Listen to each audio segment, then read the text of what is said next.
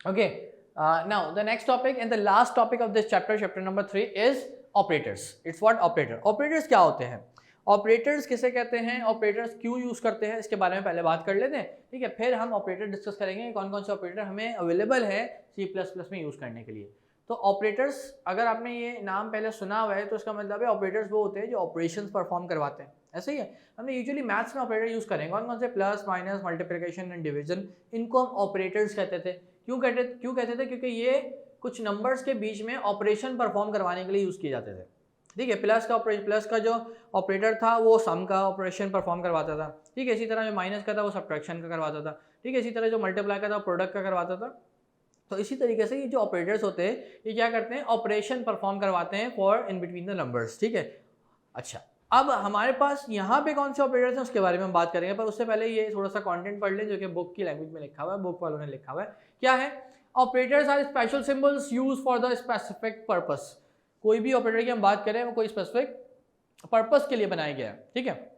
इस तरह प्लस का ऑपरेटर क्या करने के लिए बनाया गया, एडिशन करने के लिए बनाया गया, सम करने के लिए बनाया गया, ठीक है, लाइक दैट। अच्छा, operators perform mathematical operations on operands. Operands कौन है? वो वेरिएबल्स जिसके ऊपर हम लोग ऑपरेटर अप्लाई कर रहे हैं, ठीक है। जैसे कि यहाँ पे एग्जांपल देखिए बताया हुआ है, x एक ऑपरेंड है, एक y एक ऑपरेंड है। अब इनके अंदर जो भी वैल्यू होल्ड हो रही है ये उनको प्लस करवा रहा है, ठीक है। तो that's why we called it operand, and जो बीच में लगा हुआ है जो उन दोनों को मैनिपुलेट कर रहा है वो क्या कहलाएगा, ऑपरेटर, ठीक है, वो ऑपरेटर हो गया। अच्छा, here x and y are the operands and plus is operator. There are 7 types of operators that are used in C++ programming. कितने? 7 तरह के ऑपरेटर्स होते हैं जो कि हम C++ प्रोग्रामिंग में यूज कर सकते हैं और अपने प्रोग्राम्स के ऊपर अप्लाई कर सकते हैं, ठीक है। मतलब अपने प्रोग्राम बनाने के लिए हम 7 तरह के ऑपरेटर्स को यूज कर सकते हैं। अब वो 7 तरह के ऑपरेटर्स कौन से हैं?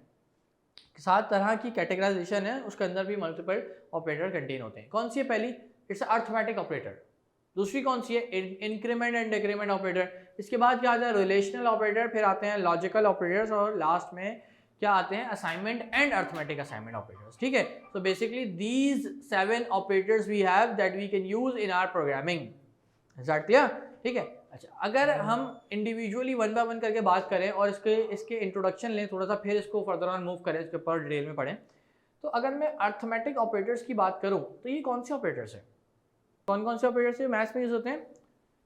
Plus, minus, multiply, divide, modulus, ठीक है। तो इस तरह के जो ऑपरेटर्स हैं जो कि मैथमेटिक्स में यूज होते हैं, तो इसका मतलब है अर्थमेटिक में भी वही यूज होते होंगे, ठीक है। ऐसा ही है, इसका अर्थमेटिक ऑपरेटर वो ऑपरेटर है जो कि मैथमेटिकल ऑपरेटर है और इनको हम प्रोग्रामिंग में यूज कर सकते हैं, ऐसा क्लियर?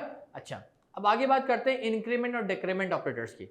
ये कौन से ऑपरेटर हैं? ये वो ऑपरेटर हैं जो कि एक वैल्यू इंक्रीज या फिर वैल्यू डिक्रीज करने के लिए यूज होते हैं, ठीक है। अगर फॉर एग्जांपल मैं काउंट इंक्रीज करना चाह रहा हूँ कि भाई मेरी क्लास में 5 बच्चे थे, अब 10 हो गए, तो मैं क्या करूंगा? बच्चों की इंक्रीमेंट करूंगा। इंक्रीमेंट का मतलब क्या है कि भाई एक वैल्यू उसमें ऐड होती रहेगी और उसका एक्चुअल काउंट जो है अपडेट होता रहेगा, ठीक है। इसी तरह डिक्रीमेंट ऑपरेटर है।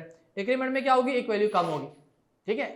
कम होगी, कम होने से क्या मुराद है कि भाई हमें क्लास में भाई 5 बच्चे थे, अब 2 रह गए हैं, बाकी ने लेफ्ट कर दिया। इसका मतलब क्या है कि भाई अब क्या होगा? काउंटर जो है वो वैल्यू को डिक्रीज करेगा और अपडेट करता रहेगा, भाई अब ये एक्चुअल काउंट हो गया।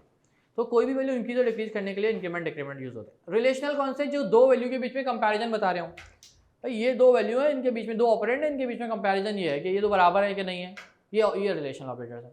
लॉजिकल भी कंपैरिजन बताते हैं पर 2 वैल्यू के बीच में नहीं, 2 स्टेटमेंट्स के बीच में, ठीक है, 2 स्टेटमेंट्स के बीच में। अभी इनको डिटेल में डिस्कस करेंगे, मैं एक सिर्फ शॉर्ट कॉन्सेप्ट दे रहा हूँ ताकि आपके जहन में हो पढ़ते हुए कि हमने इसमें क्या था, ठीक है। असाइनमेंट क्या है? असाइनमेंट का वर्ड निकला है असाइन से।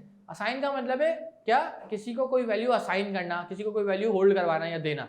तो इसका मतलब है असाइनमेंट ऑपरेटर के थ्रू हम किसी भी वेरिएबल को या किसी भी चीज को कोई वैल्यू होल्ड करवा सकते हैं, दे सकते हैं, असाइन कर सकते हैं, ठीक हो गया। लास्ट में है अर्थमेटिक असाइनमेंट। इसका मतलब क्या हो गया कि हम इन 2 ऑपरेटर को साथ यूज करेंगे, पहले वाले को और आखिरी वाले को, मतलब असाइन भी करेंगे, असाइन करने के साथ साथ हम उसके साथ अर्थमेटिक ऑपरेटर्स भी यूज करेंगे, प्लस माइनस मल्टीप्लिकेशन डिवीजन, ठीक है।